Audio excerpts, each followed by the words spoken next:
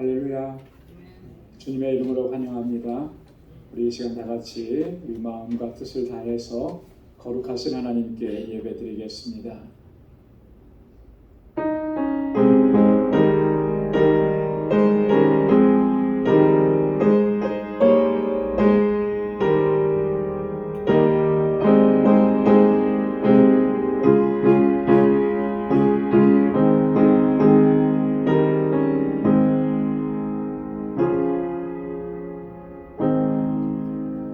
하나님이여, 주는 나의 하나님이시라. 내가 간절히 주를 찾되 물이 없어 마르고 곰핍한 땅에서 내 영혼이 주를 갈망하며 내 육체가 주를 앙모하나이다. 내가 주의 권능과 영광을 보려 하여 이와 같이 성소에서 주를 바라보았나이다. 주의 인자가 생명보다 나음으로 내 입술이 주를 찬양할 것이라. 이러므로 내 평생에 주를 송축하며 주의 이름으로 인하여 내 손을 들리이다. 아멘. 자비하시고 거룩하시며 은혜가 풍성하신 여호와 하나님 아버지, 오늘도 이 저녁에 저희들을 주님의 거룩하신 보좌 앞으로 불러주셔서 하나님을 경배하고 찬양하고 예배케 하시니 감사합니다. 아버지 하나님, 지난 성일후 3일 동안도 저희들에게 크신 은혜 베풀어 주시고 주의 능력으로 우리를 인도하여 주셔서 유혹과 시험과 환난이 많은 이 세대를 넉넉히 믿음으로 이겨내게 하시고 하나님의 승리를 경험하게 하신 하나님 감사합니다. 이 시간 우리의 마음을 다하여 힘을 다하여 하나님께 감사와 찬양과 영광을 올려드리는 저희의 심령이 되도록 인도하여 주옵소서. 성령께서 우리 마음과 생각을 주장하여 주시고 이 시간 주님 앞에 올려드리는 이 예배 기뻐 흠양해 주시고 오늘도 예비하신 주님의 은혜와 평강으로 덧입혀 주옵소서. 이 예수님의 이름으로 기원하옵나이다. 아멘.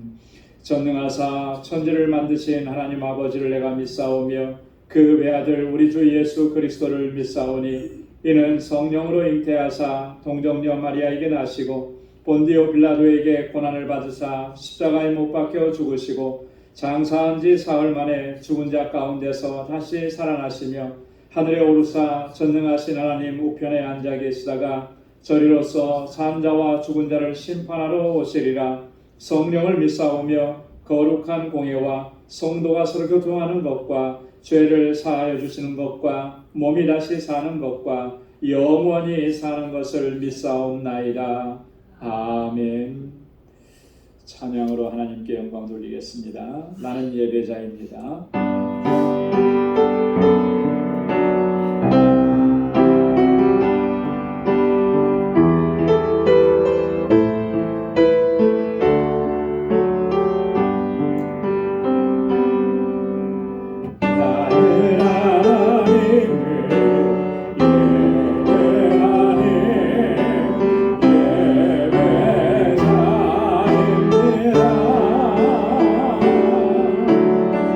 내가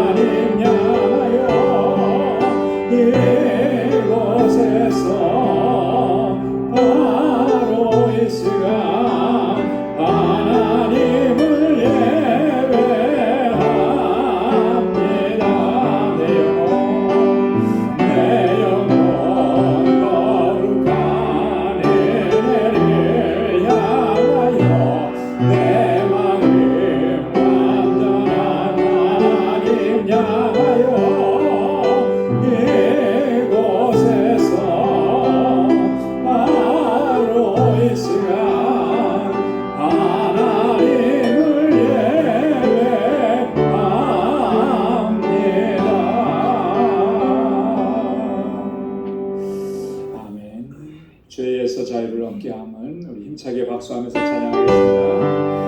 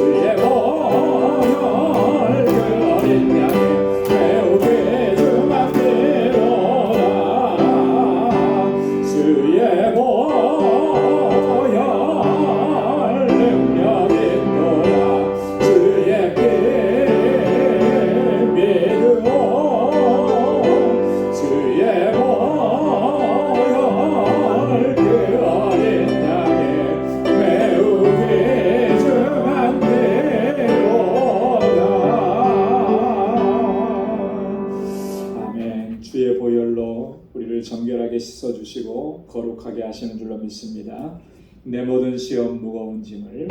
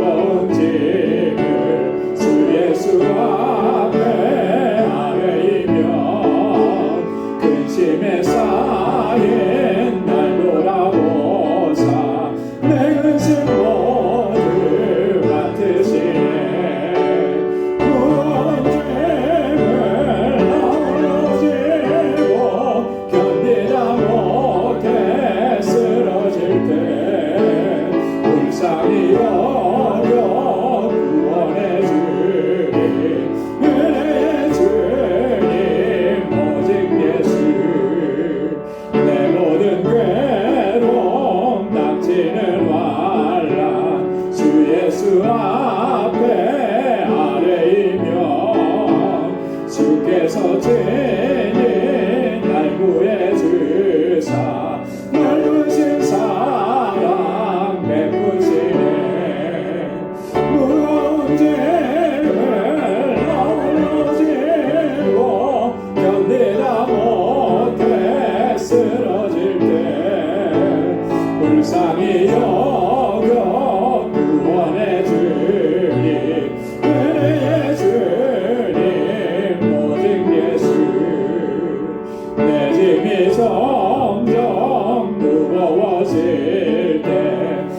예수 앞에 아뢰이며 주께서 친히 날 구해주사 내 대신 짐을 져주시네. 무거운 짐을 나홀로 지고 견디다 못해 쓰러질 때 불쌍히 여겨 구원해 주니 은혜의 주님 오직 예수. 마음에 시험 무서운 죄를 주 예수 앞에 아뢰이며 예수는 나의 능력이 되사 세상을 이길 힘주시네. 무거운 짐을 나홀로 지고 견디다 못해 쓰러질 때 불쌍히 여겨 구원해 주니 은혜의 주님 오직 예수. 아멘. 우리의 모든 무거운 짐 주님께서 친히 져주시고 주님의 평강을 누리게 하실 줄로 믿습니다.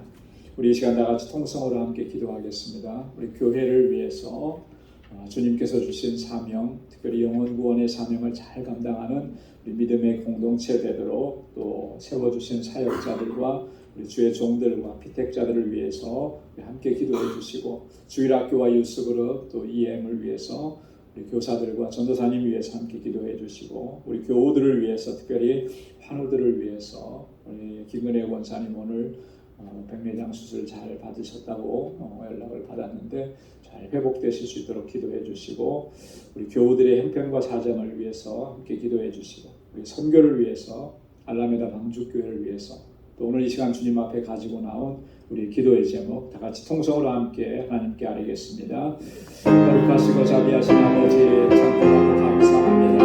아버지 하나님의 크신 사랑과 은혜 가운데 날마다 저희들을 붙들어 주시고 믿음으로 살게 하시고 주님 안에서 소망을 갖게 하시고 아버지 하나님께서 주시는 은혜 안에서 살아갈 수 있도록 능력을 우리와 역사해 주시고 감사합니다. 연약하고 어리석고 우둔한 저희들이지만 주님의 강하신 손을 들려 아버지 늘 승리하는 삶을 살아갈 수 있도록 도와주시고 늘 감사하는 삶을 살아갈 수 있도록 인도하여 주옵소서. 이 시간 저희들이 마음을 같이 하고 뜻을 같이 하여 아버지 하나님 앞에 간구하고 부르짖습니다. 우리 방주교회를 세워주시고 여기까지 인도하시며 놀라우신 역사 이루어주신 하나님 감사합니다. 아버지 하나님 주님께서 주신 사명을 잘 감당하는 우리 믿음의 공동체 되게 하여 주옵소서. 구원의 방주로 세우소서오니 하나님 택하신 영혼들을 주님 앞으로 인도하는 이 사명 온전히 감당하게 하소서. 정말 이전이 하나님께서 찾으시는 영혼들로 참 넘치도록 인도하여 주옵소서. 이 일을 위해서 세워주신 하나님의 귀한 일꾼들 주여 아버지 하나님께서 세우신 주의 종들에게 능력과 권능으로 아버지 성령의 충만함으로 큰 믿음을 더하여 주시옵소서.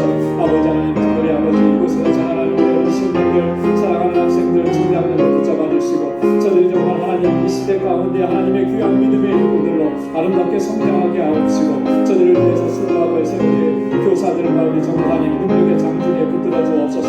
날로 날로 부흥하고 성장하게 하시고 이 세대 가운데 정말 아버지 빛의 자녀들로 살아가는 하나님의 귀한 백성들이 되게 하여 주옵소서. 우리 사랑하는 본성들 가운데 육신의 연약함으로 아버지 하나님 주님의 치료하시는 손길을 기다리는 하나님 귀한 심령들 주님 만져주시고 치료하여 주옵소서. 아버지 하나님 세상에서 정말 지치고 상한 심령들 주님께서 주시는 위로와 평강을 누리게 하여 주시고 하늘의 소망을 가지고 살아갈 수 있도록 도와주옵시며 저희의 삶 가운데 날마다 하나님 이스라엘 백성들을 만나와 매출하기로 인도하셨던 것처럼 저희를 광야와 같은 삶에서도 하나님 채워주시는 은혜로 부족함이 없게 하시고 날마다 주님과 동행하는 삶을 살아갈 수 있도록 인도하여 주옵소서. 우리 사랑하는 성도들의 가정을 평안케 하옵소서. 우리 자녀성들이 믿음 안에서 발전하고 이 세대의 하나님의 귀한 일꾼들이 나누게 하여 주시옵소서. 허락해 주신 믿음의 기업들을 견고하게 지켜주시고 저들의 성들이 정말 복의 근원된 삶을 살아갈 수 있도록 인도하여 주옵소서. 우리 알라메다 방주교회 하나님 세우셨습니다. 정말 그 지역의 영혼들을 구원하는 하나님의 구원의 방주로서 온전하게 우뚝서게 하여 주옵시고 주의 종들에게 능력과 권능을 더 높여 주시옵고 아버지 하나님 저희들에게 주신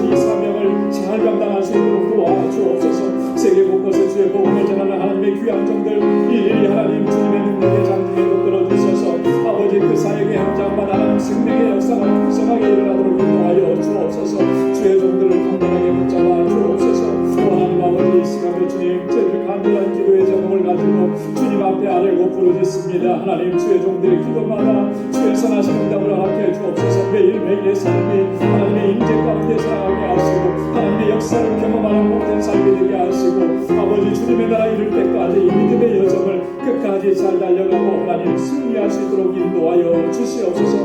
오늘도 주의 말씀으로 우리를 새롭게 하여 주옵시고 우리의 마음밭을 기경하여 주옵소서. 주님 말씀하여 주옵소서. 저희들이 듣겠습니다. 하나님 함께하여 주시옵소서. 감사합니다. 예수님의 이름으로 간절히 기도드리옵나이다. 아멘.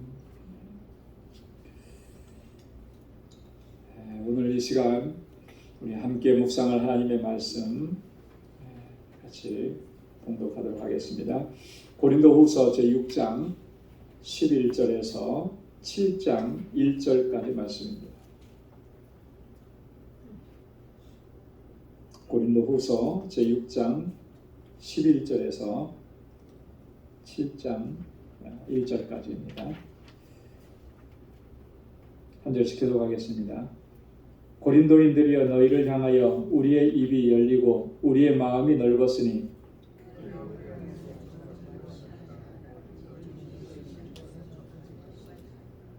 내가 자녀에게 말하듯 하노니 보답하는 양으로 너희도 마음을 넓히라.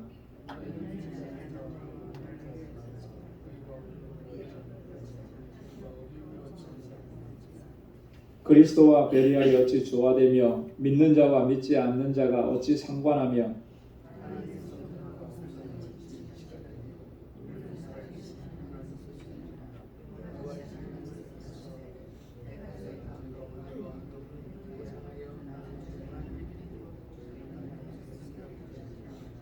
그러므로 주께서 말씀하시기를 너희는 저희 중에서 나와서 따로 있고 부정한 것을 만지지 말라. 내가 너희를 영접하여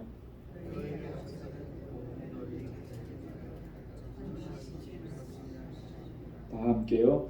그런즉 사랑하는 자들아 이 약속을 가진 우리가 하나님을 두려워하는 가운데서 거룩함을 온전히 이루어 육과 영의 온갖 더러운 것에서 자신을 깨끗게 하자. 아멘. 오늘 함께 봉독한 본문의 말씀 속에 보면 사도 바울이 이 고린도 교회 성도들을 향해서 크게 그 두 가지로 권고하고 있는 것을 볼 수가 있습니다. 이 바울의 이 권고하는 내용은 오늘 우리들에게도 굉장히 중요한 내용입니다. 우리 그리스도인들의 삶에 있어서 어쩌면 가장 중요한 두 가지를 오늘 우리에게 또 증거해주고 있다라고 볼 수가 있는데요. 그 내용들이 이제 어떤 것인가라고 하는 것이 오늘 함께 묵상할 내용입니다. 첫 번째는 6장 11절에서 13절까지 보면 바울이 이 고린도 교회 성도들을 향해서 관용과 화해를 권고하는 그런 내용입니다. 관용을 베풀고 그 마음을 넓히고 화해를 촉구하는 그런 내용이죠. 자, 그 다음에 두 번째로 14절부터 7장 1절까지는 성도의 삶에 있어서 가장 중요한 거죠. 성결한 삶에 대해서 권고하는 겁니다. 우리 그리스도인들은 예수 그리스도로 말미암아 아버지 하나님 앞에서 거룩하게 하심을 입은 사람들입니다. 그죠? 의롭다 하심을 입은 사람들이에요. 그렇다면 마땅히 그에 합당하게 살아가야 한다라고 하는 것이죠. 그래서 오늘 본문에도 보면 아주 중요한 선언을 하나 해요. 너희는 살아계신 하나님의 성전이다, 전이다라고 하는. 우리 그리스도인들 한 사람 한 사람이 살아계신 하나님의 전이다라고 하는 것을 선포하는 겁니다. 여러분 우리가 성전이라고 하면 가장 먼저 떠올리는 것이 뭐 예루살렘 성전, 뭐 이스라엘 백성들의 뭐 그런 성전, 아니면 뭐 지금 이 시대는 오늘 교회를 많이 떠올리잖아요. 근데 사도 바울에게 와서 바울의 그 신학에 핵심적인 주제 중에 하나는 우리 그리스도인들 한 사람 한 사람이 하나님의 성전이라고 하는 거예요. 이것은 굉장히 독특한 그런 선언인 것입니다. 지금까지 어느 누구도 이 성도를 가리켜서 하나님의 성전이다 이렇게 얘기한 사람이 없었다라고 하는 거죠. 그만큼 오늘 우리 그리스도인들이 어떤 존재인지를 아주 중요하게 선언하는 것입니다. 이것을 인식하고 우리가 믿음 생활하느냐, 인식하지 못하고 믿음 생활하느냐는 굉장히 큰 차이가 있는 거예요. 어떤 차이가 있게 되는지 그런 부분도 오늘 본문을 통해서 함께 같이 살펴보도록 그렇게 하겠습니다.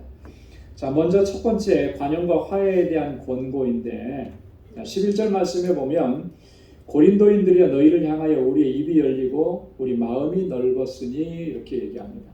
자, 고린도인들이여, 고린도 교회 성도들이여 뭐 이런 의미겠죠. 뭐 고린도에 사는 전체 다 사람들을 호칭하는 그런 의미는 아니고 고린도 교회 안에 있는 고린도 교회 성도들을 부르는 거죠. 근데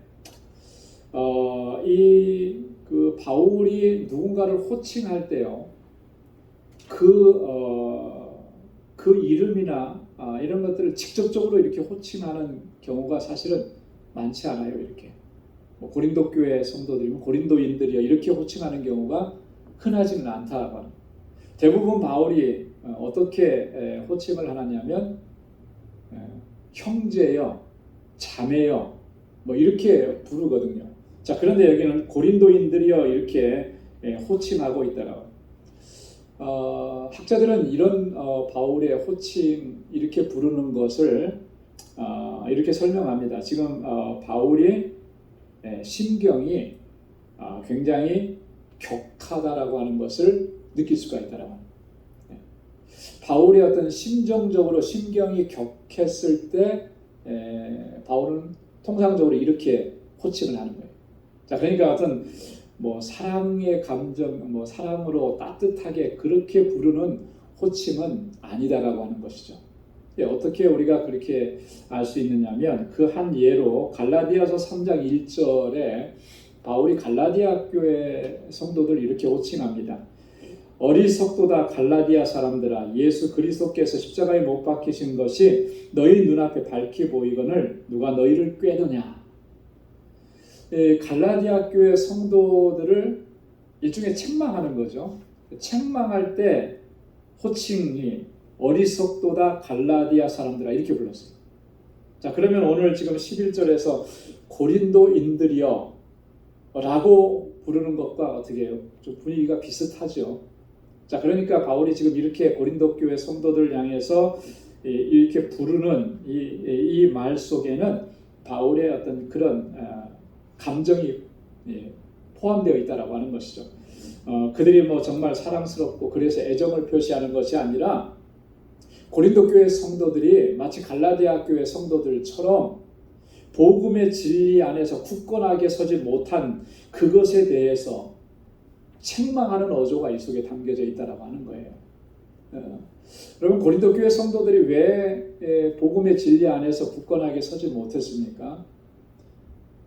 이 고린도 교회 안에 파고 들어왔던 거짓 교사들이 그들을 현혹시켰기 때문에 거기에 많이 넘어가 버린 거예요. 그래서 이 복음의 진리 안에서 그들이 많이 흔들렸다라고 하는 거죠. 이따가 뒤에도 한 번 더 얘기하겠지만 이런 현혹과 흔들림이 어디에까지 나아갔냐면 자신들에게 복음을 전해줬던 바울을 비판하고 정죄하고 판단하는 데까지 나아간 거예요. 이제 그렇게까지 되었으니까 고린도 교회 성도들을 향해서 바울이 이렇게 좀 강한 어조로 이야기를 하는 거죠.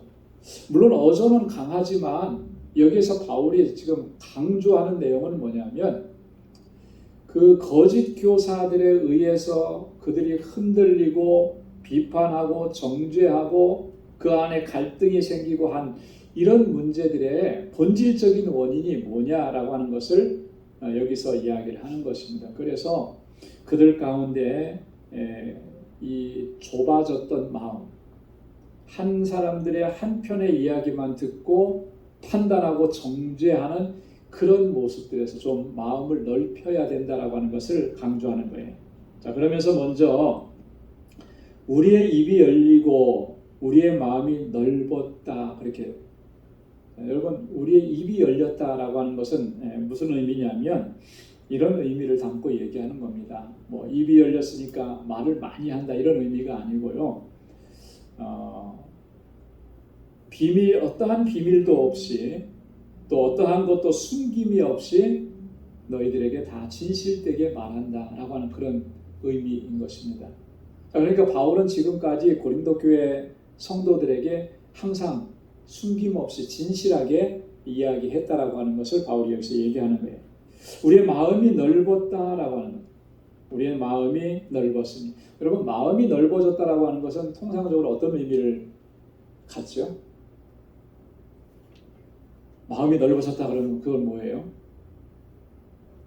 좀 이렇게 포용하는 거잖아요. 그죠? 네. 상대방을 이렇게 감싸주는 거죠. 마음이 좁아졌다라고 하는 건 뭐죠? 상대방을 배척하는 거예요. 그죠? 네. 들으려고 하지 않는 거예요. 네. 누가 뭐라고 해도 그거 들으려고 하지 않는 것. narrow mind가 되는. 누가 뭐라고 해도 얘기 안 듣고 자기 주장만 하는 거죠. 그럼 마음이 좁은 거죠. 마음이 넓다라고 하는 것은 포용하는 거예요. 이해한다라고 하는 거죠. 여러분들이 그렇게 했어도 다 충분히 이해한다라고 하는 거예요. 여러분을 향해서 우리는 마음을 넓혔다. 바울이 그렇게 얘기하는 거예요. 여러분, 우리가 정말 그리스도의 사랑 안에서 믿음 생활한다면 좀 우리의 마음을 서로에 대해서 넓힐 필요가 있습니다. 아니, 넓혀야 되는 거예요. 그래서 넓은 마음으로 관용적인 태도로 우리가 서로가 서로를 대해야 하는 것이죠. 이게 마땅한 모습인 거예요. 그래야만 이 공동체가 정말 하나님께서 기뻐하시는 아름다운 공동체로 세워갈 수가 있는 거죠. 마음이 좁아지면 어떻게 되겠습니까? 서로가 서로에 대해서 항상 지적하고 비판하고 판단하고 그러면요, 그 안에서는 갈등이 끊어지지 않는 거예요. 갈등이 끝이지 않고 계속 갈등이 일어나고 어려움이 생기는 거죠. 우리의 마음이 하나님께서 우리를 용납해 주신 것처럼, 주님께서 우리를 용납해 주신 것처럼 서로가 서로에 대해서도 관용적이고 이해하는 마음으로 넓혀가야 할 줄로 믿습니다. 그래서 12절에 보면 바울이 이렇게 얘기합니다. 너희가 우리 안에서 좁아진 것이 아니라 오직 너희 심정에서 좁아진 것이니라. 이게 무슨 말일까요? 너희가 우리 안에서 좁아진 것이 아니라. 그 영어 성경을 보면 약간 조금 더 이해가 좀 쉬운 것 같아요. 그죠? We are not withholding our affection from you. 이게 무슨 말이죠? 여러분들에 대한 그런 어떤 사랑, 애착 이런 것들을 우리가 억제하고 숨기고 보류하지 않는다 이런 거거든요. 애착이 있고 사랑이 있고 그런 감정들이 다 있는데 그걸 감추거나 보류하거나 숨기거나 억제하거나 그러지 않는다. 우리는 여러분들을 향해서 우리는 이미 다 마음을 넓혔고 여러분들을 이만큼 사랑한다. 그런 의미거든요. 자, 문제는 뭐냐면 오직 너희 심정에서 좁아진 것이니라 그런 거예요. 너희가 마음을 좁히고 있다. 여러분, 고린도 교회 성도들이 바울에 대해서 이렇게 마음을, 물론 전부가 그런 건 아니죠. 일부가 그런 거예요. 그렇게 마음을 좁히고 바울이 무슨 얘기를 하려고 해도 듣지도 않으려고 하는 그 근본적인 원인이 뭐라 그랬습니까? 거짓 교사들의 유혹 때문에 그렇게 된 거 아니에요? 그들의 말만 듣고 바울을 정죄한 거잖아요. 비난한 거죠. 여러분, 이게 굉장히 참 위험한 거예요. 우리 새벽기도 때도 이렇게 말씀을 좀 나눴는데 누군가가 한 사람의 이야기만 듣고 한 편의 이야기만 듣고 판단을 내려버리는 것처럼 위험한 거 없어요. 그렇잖아요. 정말 그 사람이 하는 얘기가 진짜 같아서 그 사람의 말을 다 믿고 상대방의 얘기, 반대편에 있는 사람 얘기는 듣지 않고 뭔가를 결정하고 판단을 내리고 그게 누군가를 정죄하고 비판하는 일이라면 굉장히 위험한 거죠. 우리의 마음이 그렇게 좁아져서는 안 된다라고 하는 거예요. 지금 고린도 교회 성도들이 그런 상황 속에 있다라고 하는 거죠. 이게 얼마나 정말 위험한 것인 이것을 바울이 지금 얘기하는 것입니다. 그래서 13절에 이렇게 얘기합니다. 너희도 마음을 넓히라 이렇게 권고하는 거죠. 내가 자녀에게 말하듯 하노니 보답하는 양으로 너희도 마음을 넓히라. 이제 좀 우리가 하는 말도 잘 들어봐야 되지 않겠느냐라고. 이 말도 잘 들어서 너희가 잘못된 판단을 하지 않는 것이 중요하다. 이런 의미를 담고 얘기하는 거예요. 바울이 보니까 자녀에게 말하듯이 너희에게 말한다. 그렇게 자녀에게. 근데 바울이 정말 얼마나 이 고린도 교회 성도들을 사랑하고 그죠? 그들을 향한 그런 어떤 애착이 얼마나 강한지 여기가 잘 나타납니다. 뭐 이렇게 피지컬리 이 고린도 교회와 바울은 어떤 그런 인척 관계나 이런 게 전혀 없습니다. 하지만 영적으로 보면은 이 고린도 교회 성도들은 바울에게 있어서 영적 자녀들인 거죠. 그래서 바울은 항상 부모가 자녀들을 대하고 자녀들을 양육하는 마음으로 이 고린도 교회 성도들을 목회하고 그렇게 인도해 왔다라고 하는 거예요. 그래서 여러분이 고린도전서 4장 14절에 보면 바울이 이렇게 선포합니다. 내가 너희를 부끄럽게 하려고 이것을 쓰는 것이 아니라 오직 너희를 내 사랑하는 자녀같이 권하려 하는 것이라. 내가 사랑하는 내 자녀, 내가 낳은 내 자녀에게 권하기 위해서 이 말들을 하는 거다. 때로는 강한 어조로, 때로는 막 아주 심각하게 책망하는 것 같이 이렇게 말하는 것 같아도 그것이 다 뭐예요? 자녀에게 하는 것처럼 내 자녀가 바른 길로 걸어가야 하기 때문에 너희를 부끄럽게 하려고 하는 거 아니다. 여러분 어떤 부모가 자기 자녀를 부끄럽게 하려고 우리 자녀들이 잘못하는 부분들을 막 이렇게 내놓고 얘기하겠어요? 그럴 부모는 아무도 없죠. 자녀들의 허물이라 그러면 감싸주고 안타까워하고 그게 부모의 심정인 거 아니겠습니까? 사실 우리가 공동체 안에서 서로가 서로에 대해서 그런 마음을 갖고 그렇게 다가가야 정말 그 공동체가 정말 아름다운 공동체가 될 것 같아요. 다 허물이 없는 사람이 없고 다 잘하는 거 아니죠. 다 부족함이 있고 다 실수가 있고 그걸 감싸주고 마치 부모가 자녀를 대하는 것처럼 그렇게 서로가 서로를 대한다면 참 그것처럼 아름다운 공동체가 또 있을까 싶은 거예요. 자녀에게 말하듯 하니 너희는 보답하는 양으로 너희 마음을 넓히라. 여러분 자녀의 입장에서 보면 부모님에게 그런 희생과 그런 사랑을 받았다면 그 사랑에 보답하는 것은 마땅한 거죠. 그죠? 여러분 효라고 하는 것이 정말 부모님이 나에게 베풀어 주신 그 사랑과 은혜가 너무나 감사하니까 그 감사한 마음에서 자연스럽게 나오는 거 아니겠습니까? 예전에 그런 이야기를 우리 중고등부 사역할 때 같이 나눴던 적이 있는 것 같은데 아주 오래전 일인데요. 그 아이 중에 부모님하고 굉장히 갈등이 많은 아이가 있었어요. 교회에 나오는데 뭐 오면은 부모님이 자기에 대해서 너무 이렇게 사랑으로 해주지 않고 너무 무시하고 뭐 필요한 것도 안 해주고 해서 부모하고 너무 안 좋은 거예요. 그러면서 부모님에 대한 원망이 굉장히 큰 거죠. 낳아주기만 하면 뭐 하냐고 날 키워주지도 않고 필요한 거 해주지도 않고 막 하는데 다른 부모님들처럼 그 얘기를 한참 듣고 있다가 제가 그런 얘기를 한 것 같아요. 부모님은 너에게 뭘 안 해줬다고 네가 생각을 할지 모르지만 설령 아무것도 안 해줬어도 너를 낳아주신 것만으로도 너는 부모님을 공경해야 된다. 너를 이 땅에 존재하게 하신 것만 해도 그거 하나만으로도 부모님은 너에게 존중받고 존경을 받을 만한 그런 분이다라고 그런 얘기를 좀 했어요. 제가 그 얘기하고 나중에 보니까 제가 생각해도 그 말 참 잘했다 그런 생각이 들더라고요.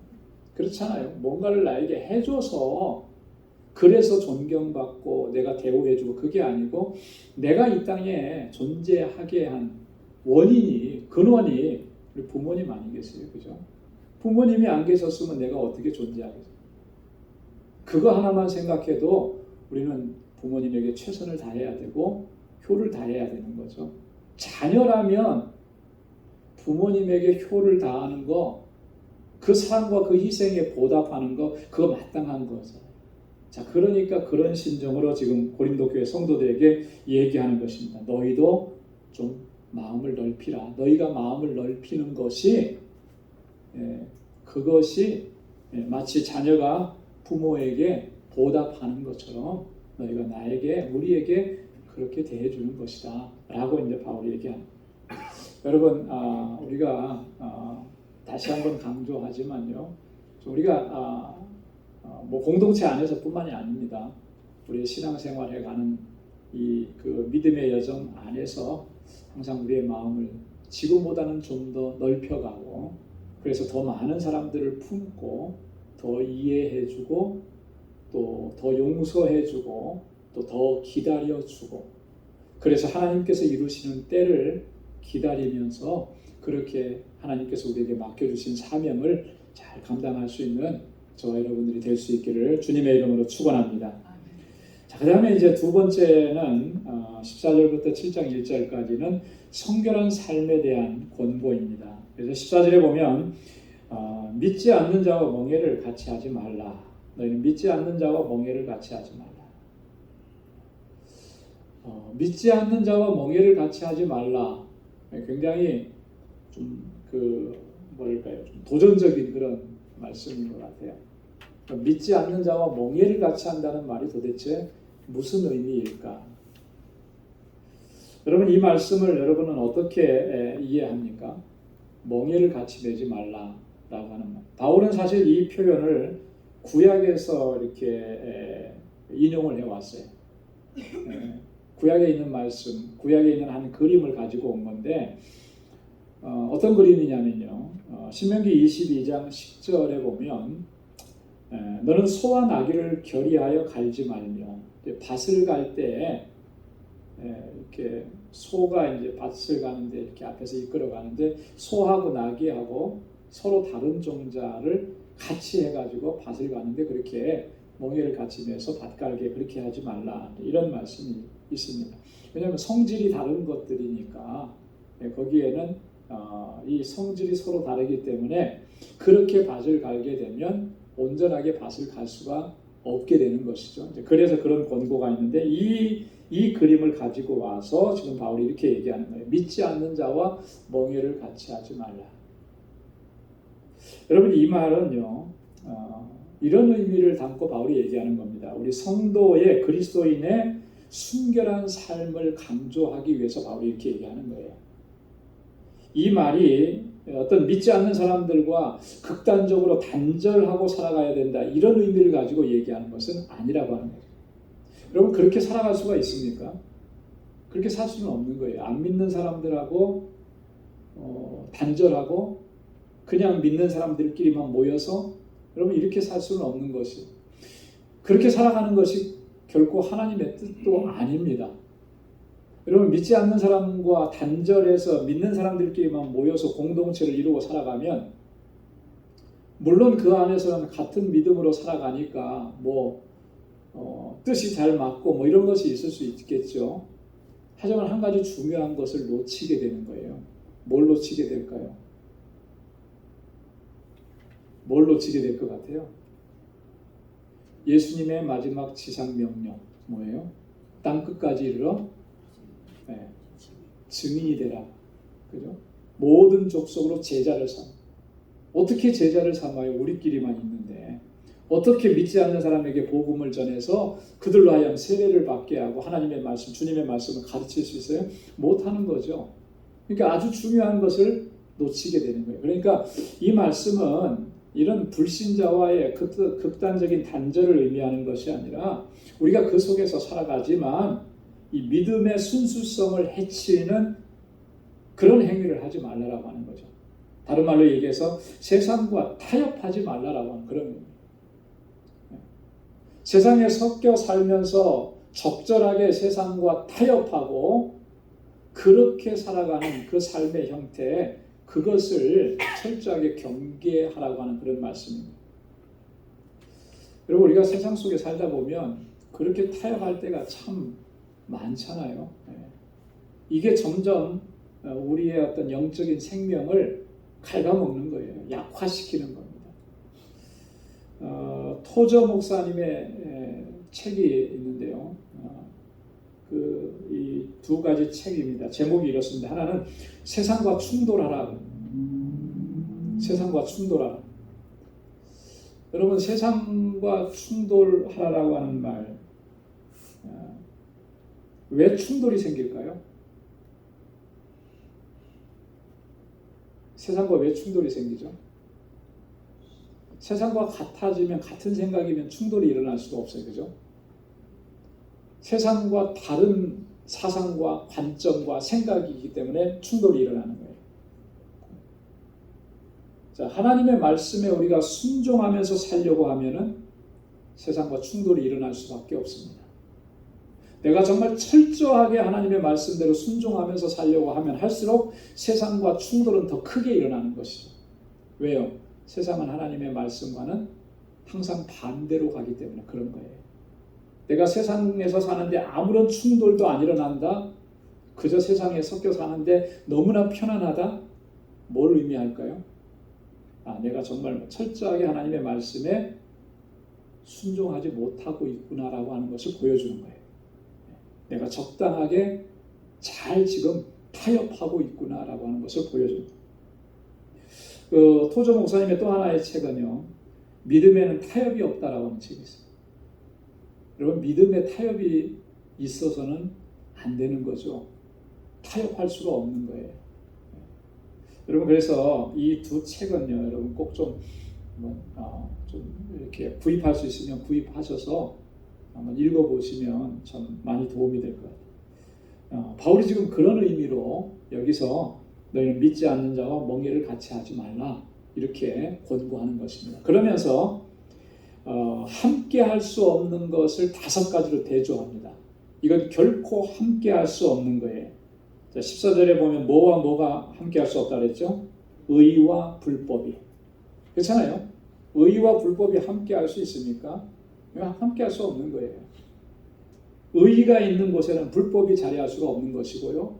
불법이 있다라고 하는 것은 그 안에 의가 없다라고 하는 것이에요. 여기서 말하는 의는 우리가 예수 그리스도로 말미암아 구속함을 입고 하나님의 거룩한 백성이 되었다라고 하는 그런 의를 얘기하는 게 아니고 도덕적이고 윤리적인 탁월함을 얘기하는 거예요.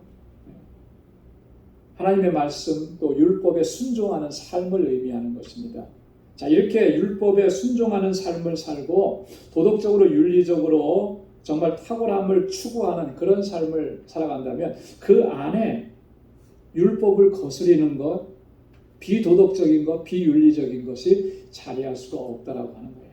자, 그러면 내가 지금 어떤 상태에 있는가라고 하는 것을 우리가 이 말씀 속에서 비춰볼 수가 있는 거죠. 나는 정말 불의와 적당하게 타협을 하면서 그렇게 지금 살아가고 있는가, 아니면 정말 하나님의 거룩하심을 쫓아서 세상과 충돌하면서 살아가고 있는가. 자, 두 번째는 뭐와 뭐가 함께 할 수 없다 그랬습니까? 빛과 어두움이 어찌 사귀며. 여러분, 빛과 어두움은 결코 한 자리에 같이 있을 수가 없죠. 자, 오늘 지금 이 자리는 형광등이 밝게 켜져서 빛이 비치는 거예요. 그죠? 자, 그러니까 뭐가 없습니까? 어둠이 없는 거죠. 자, 이 불을 다 꺼버리면 어때요? 이 빛이 사라지면 어두움이 지배하는 거예요. 다스리게 되는 거예요. 자, 여기서 빛은 누구를 가리키는 거죠? 우리 그리스도인들을 가리키는 겁니다. 어두움은 누구를 가리키는 겁니까? 불신자들, 세상 사람들을 가리키는 거예요. 성경은요, 사도 바울은 특별히 우리가 빛의 자녀라고 하는 것을 계속 강조해요. 우리 그리스도인들은 빛의 자녀다. 여러분, 데살로니가전서 5장 5절 말씀입니다. 한번 다 같이 읽을까요? 너희는 다 빛의 아들이요 낮의 아들이라 우리가 밤이나 어둠에 속하지 아니하나니. 아멘. 우리는 다 빛의 아들이요 낮의 아들이라. 자, 에베소서 5장 8절도요. 다 함께요. 너희가 전에는 어두움이더니 이제는 주 안에서 빛이라. 빛의 자녀들처럼 행하라. 빛의 열매는 모든 착함과 의로움과 진실함에 있느니라. 아멘. 자, 전에는 어디에 속해 있었다고요? 이 전이라는 것은 언제를 얘기하는 겁니까? 예수 그리스도로 말미암아 구원받기 이전에, 그죠? 주님을 알기 전에는 우리도 똑같이 어두움이었다라고 하는 거죠. 자, 그런데 주님으로 말미암아 이제 우리가 주 안에서 빛이 되었고 빛의 자녀가 되었으니 빛의 자녀들처럼 살아가야 되는 것이죠. 빛의 열매가 뭐라 그랬습니까? 착함과 의로움과 진실함이에요. 내가 빛의 자녀로 살아가면 이거는 자연적으로 맺혀지는 열매인 것입니다.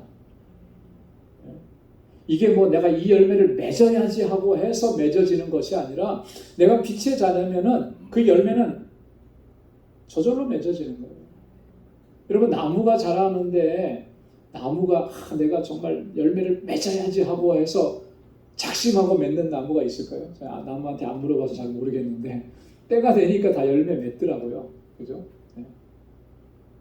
제가 어디서 하나 봤어요. 한국에 은행나무는 암수가 따로따로 있다고 하더라고요. 그죠? 네. 네. 암나무에서는 은행이 열리고 순나무에서는 은행이 안 열려요. 근데 암나무에서 은행이 열리려면 순나무가 옆에 같이 있어야 된대요. 자, 근데 이제 충남 당진 어디에 1100년 된 그 은행나무가 있다. 다들 이제 그 은행나무가 천연기념물로 이렇게 있는데 그 은행나무가 있는데 다들 그렇게 알고 있대요. 하나는 암나무, 하나는 순나무. 자, 근데 어느 날 보니까 순나무에서도 열매가 있더라는 거예요. 깜짝 놀래가지고 이게 도대체 어떻게 된 건가? 다 막 의아해하는 거죠. 근데 거기에 이제 오래 사셨던 분들이 이제 한 분 한 분씩 증언하면서 얘기하는데 사람들이 잘못 알고 있었던 거예요. 그러니까 이제 사람들이 신기하다, 순나무에서 은행이 열렸으니까 이게는 돌연변이다, 이렇게 사람들이 얘기하는 성전환이 일어났다, 이런 얘기까지도 나오고 그러는데 그게 아니라 뭐였겠습니까? 원래부터 암나무였대요. 원래부터 열매가 좀 적게 열렸을 것뿐이지 원래부터 그 나무였대요. 그게 변형이 일어난 게 아니고. 그런데 사람들은 이제 그런 현상을 보고 막 호들갑을 떨었던 거죠. 열매 맺는 나무는 자연적으로 열매가 맺혀지게 돼 있는 거예요. 그죠? 은행나무니까 은행을 맺히는 거고, 감나무니까 때가 돼서 감이 열리는 거고. 마찬가지 원리인 겁니다. 자연의 이치와 마찬가지로 우리 영적인 원리도 우리가 빛의 자녀면, 그죠? 빛의 자녀답게 살아가고자 하는 그 욕망이 이 안에서 일어나는 것이고요. 그러면 그의 삶에는 빛의 열매가 맺혀지는 거죠. 이 착함과 의로움과 진실함이 맺혀진다라고 하는 거예요. 자, 그런데 어떻게 어두움과 함께 사귈 수 있겠느냐? 없다라고 합니다. 그리스도와 베리알이 어찌 조화되며, 그리스도는 다시 설명하지 않아도 베리알이 뭐죠? 이 베리알은 히브리 말로 베리알이라고 하는데 이 말을 이제 헬라어로 베리알이라고 이렇게 음역한 거예요. 한마디로 얘기하면 사단을 얘기하는 거죠. 히브리 문학에서는 악마의 왕이라 이렇게 표현을, 베리알을. 사단이 어떻게 같이 있을 수가 있겠습니까?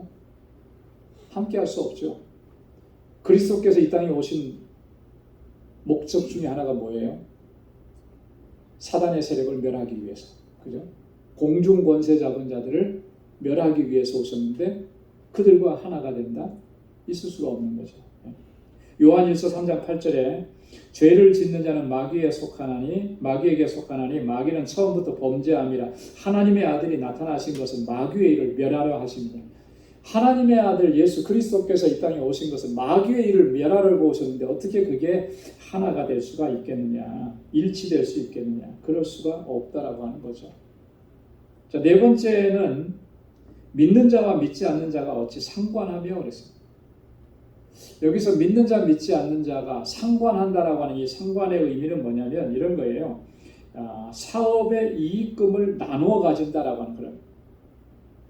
동업을 해서 그 사업의 이익금을 나누어 갖는 거예요. 바울이 어떤 그림을 두고 이제 이런 얘기를 하느냐면, 여러분 우리 이 그리스도인들 신자 성도는 무엇을 유업으로 받은 사람들입니까? 장차 여러분들이 누리게 되는 게 뭐예요? 하나님의 나라잖아요. 그죠? 천국을 유업으로 받은 사람이에요. 자, 그러면 불신자들은 뭘 유업으로 받았어요? 지옥이죠. 불신자와 성도가 천국의 유업을 함께 나눌 수가 있는가요? 없는 거예요. 바울이 그걸 지금 얘기하는 거예요. 어떻게 상관하겠느냐? 그 유업이 어떻게 같을 수 있겠느냐? 전혀 그럴 수가 없다라고 하는 거죠.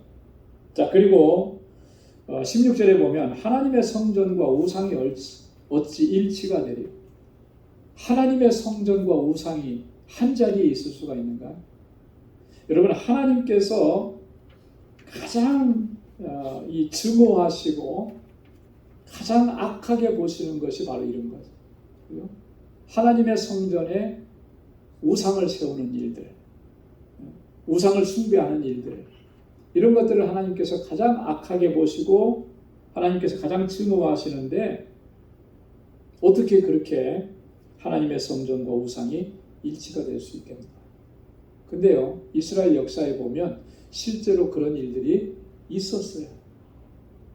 하나님의 성전에 우상을 세워놓는 일들이 있었다라고 하는 것이죠. 그 중에 대표적인 게 뭐냐면 열왕기하 21장 7절에 보면 또 자기가 만든 아로 새긴 아세라 목상을 전에 세웠더라.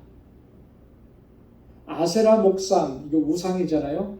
그걸 전에 세웠어요. 이 전은 뭘 얘기하는 거예요? 성전을 얘기하는 거예요. 성전에 자기가 만든 아세라 목상을 세웠다. 누가 이 짓을 한 걸까요? 누가 했을까요? 퀴즈. 므낫세. 어떻게 하셨어요? 여기다 제가 써놨나요? 이게 답을 다 드리고 므낫세가 그 짓을 한 거예요. 이스라엘 남왕국 유다의 가장 악한 왕, 북왕국에서 가장 악한 왕은 누구라 그래요? 아합이잖아요, 그죠? 아합.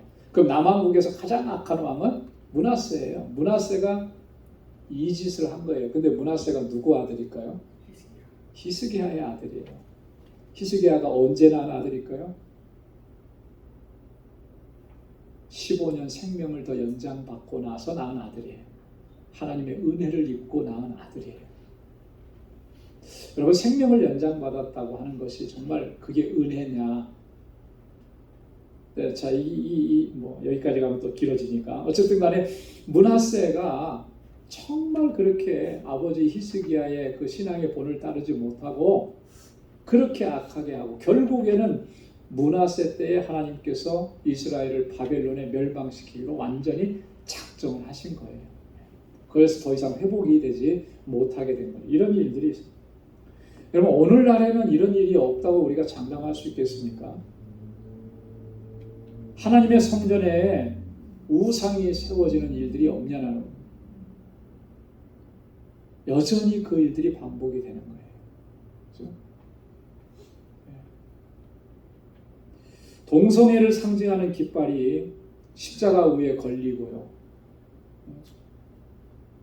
타종교의 지도자들이 강단에 서서 자기들의 종교에, 자기들이 가지고 있는 경전에 그것을 설파하고 있고, 여러분, 이런 일들을 과연 하나님께서 어떻게 보시겠느냐라고 하는 거죠. 종교 간의 대화하고 종교 간의 화합이라 그래가지고 그런 일들을 해요. 마치 그렇게 하는 것이 정말 진보적인 그런 신앙을 가진 사람인 것처럼 얘기하는데요. 단언코 얘기하지만 그게 진보적인 신앙이 아니에요. 하나님의 말씀을 거스리는 거죠. 성전이 얼마나 거룩하고 하나님의 말씀이 선포되어지는 이 자리가 얼마나 정말 거룩한 자리인지를 생각하지 못하는 거죠. 여러분, 자, 그렇다면 우리의 마음, 우리가 바울은 우리 한 사람 한 사람이 성전이라고 그랬잖아요. 그죠?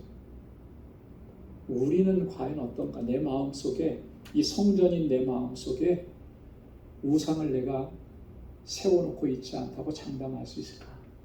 라고 하는 거예요.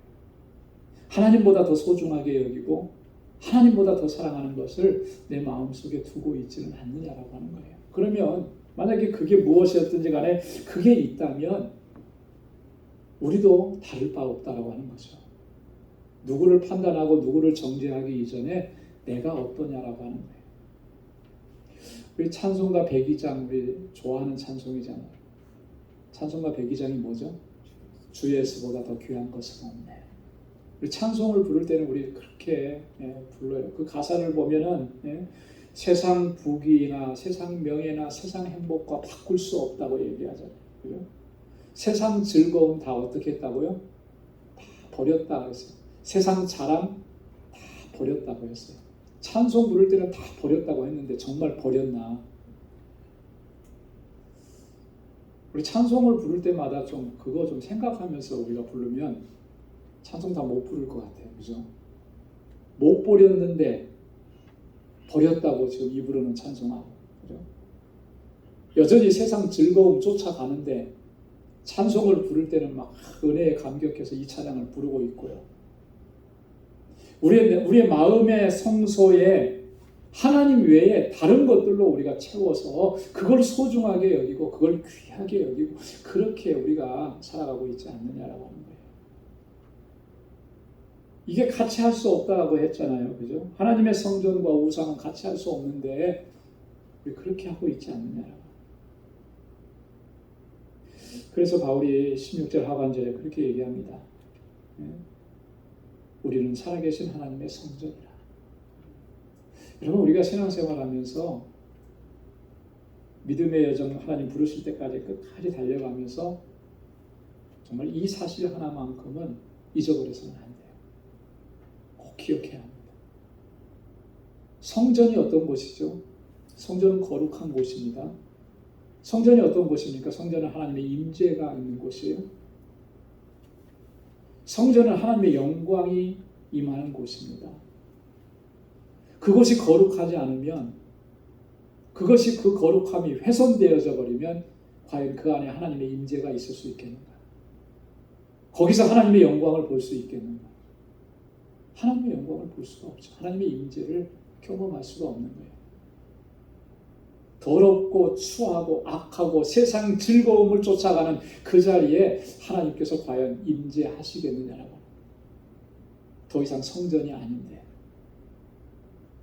하나님이 중요한 약속을 하시잖아요. 나는 저희의 하나님이 되고 저희는 나의 백성이 되리라.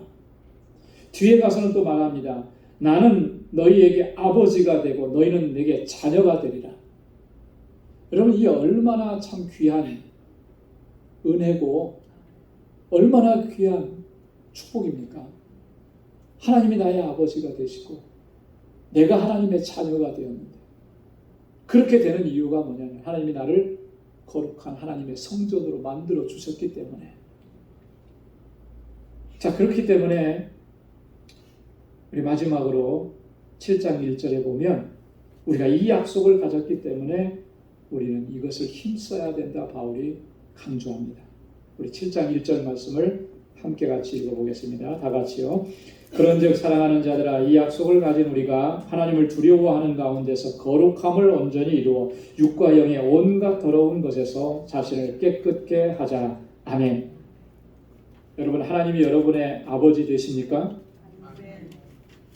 여러분은 하나님의 자녀가 되십니까? 아멘. 자, 그렇다면 우리가 힘써야 될 게 뭐냐? 바울이 여기서 세 가지 얘기하잖아요. 이 약속을 가진 우리는 이 세 가지 힘쓰자. 하나님을 두려워하면서 살라는 거예요. 하나님 두려워할 줄 알아요.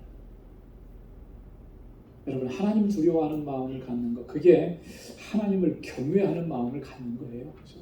네, 하나님. 이 마음이 없으면 하나님의 은혜도 또한 누릴 수가 없는 거죠. 거룩함을 온전히 이루라. 여러분, 거룩함을 이루라. 거룩함은 뭐예요? 구별됨이잖아요. 구별됨. 내가 하나님의 자녀로 구별됨을 얻었다면 하나님의 자녀답게 살아가는 거예요. 세상 속에 들어가서는 내가 세상 사람이고 교회에 오면 내가 하나님의 사람이고 이건 구별됨이 없는 거죠. 세상 속에 들어가도 나는 하나님의 자녀인 거예요. 교회 안에서만 하나님의 자녀가 아니고 그게 거룩함을 지켜나가는 거죠. 육과 영의 온갖 더러운 것에서 자신을 깨끗하게 하자. 우리를 더럽히는 것은요, 영적으로나 육적으로나 우리 주변에 너무나 많아요. 우리가 무엇으로 말미암아 깨끗함을 입었습니까? 예수 그리스도의 십자가 보혈로 말미암아 깨끗함을 입었어요. 정결하게 됐어요. 하나님께서 우리에게 흰옷을 입혀주셨습니다. 이 흰옷은 더럽혀서는 안 되는 거죠. 그래서 늘 주님의 보혈을, 그 은혜를 기억하면서 늘 감사하면서 하나님의 거룩한 백성답게 살아가기를 힘쓰는 거예요. 그게 우리 자신을 깨끗하게 지켜나가는 것이죠. 우리가 힘써야 될 것이다. 왜 힘써야 되느냐? 이 약속이 우리에게 주어졌기 때문에. 여러분, 일평생의 우리의 믿음의 여정이 정말 하나님의 거룩한 백성답게 살아가는 귀한 발걸음들이 될 수 있기를 주님의 이름으로 축원합니다. 기도하겠습니다. 하나님 아버지 감사합니다. 오늘 이 저녁에도 저희들을 사랑하셔서 하나님의 은혜 안에 불러주시고 하나님 이렇게 하나님을 경배하고 찬양하게 하시고 하나님께서 우리를 자녀 삼아주신 이 놀라우신 은혜를 다시 한번 깨닫게 해주셔서 감사합니다. 오늘 사도 바울을 통해서 우리에게 증거해 주시기를 너희는 하나님의 성전이라고 말씀을 하셨습니다. 하나님, 주님께서 주신 이 약속의 말씀을 붙잡고 하나님 거룩함을 힘써 지켜나가고 하나님의 자녀답게 살아갈 수 있게 하여 주옵시고 아버지 하나님, 이 세상의 온갖 더러운 것에서 영과 육을 깨끗하게 하고 그렇게 하나님의 영광을 위해서 살아갈 수 있는 우리 모두가 되게 하여 주옵소서. 이제는 우리 주 예수 그리스도의 무한하신 은혜와 하나님 아버지의 크고 놀라우신 사랑과 성령의 위로 교통 충만하심의 역사가 하나님의 백성답게 빛의 자녀답게 살아가기로 결단하는 우리 방주의 모든 믿음의 권속들과 또 저들의 가정과 직장, 생업의 터전과 학업 위에 이제로부터 영원까지 함께 하시기를 간절히 축원하옵나이다. 아멘.